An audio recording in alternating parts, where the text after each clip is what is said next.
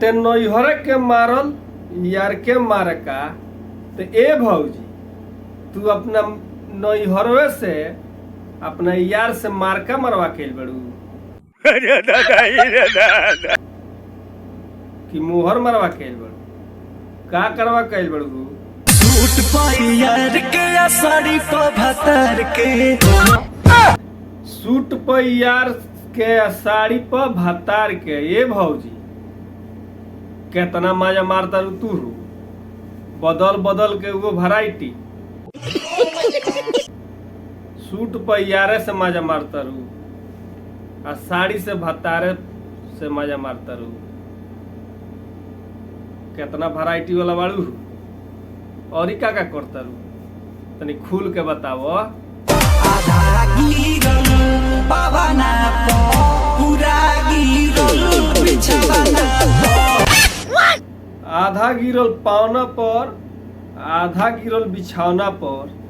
ए भौजी कौन चीज आधा पावना पर गिरवले बाड़ू आ आधा कौन चीज बिछौना पे गिरवले बाड़ू। तो का नामो तनी बता देले रहत तो ना गिरीत तब वही में गिर जाइत। मने साइड बाल्टी उल्टी में तो मत गिरवाओ। मौका मिलो बा फायदा उठा लो रानी, ई जवानी 2 दिन में ढल जाए।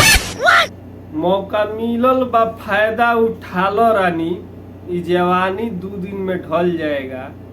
तो ये भैया जी ई जवानिया बस 2 दिन खाती बगा एग्रीमेंट कइले बड़ा कि 2 दिन में ढल जाए जवानिया। अपने फायदा वो जवान उठा रहल बा लेकिन जवानी के नाम लेके बदनाम कर रहल। उठा लो तू ही भाई अकेले फायदा। हाँ तो का हाल चल बा भाई लोग। अगर हमार वीडियो देखा तनी जान तो हमारे चैनल के सब्सक्राइब कर देव जान और बेल आइकन के प्रेस कर देव जान कि जब भी वीडियो डलाई आप लोग के पास नोटिफिकेशन पहुंच जाए। आज के बकचोदी इतना ही, फिर मिलल एगो अगला वीडियो में। तब तक के लिए बाय।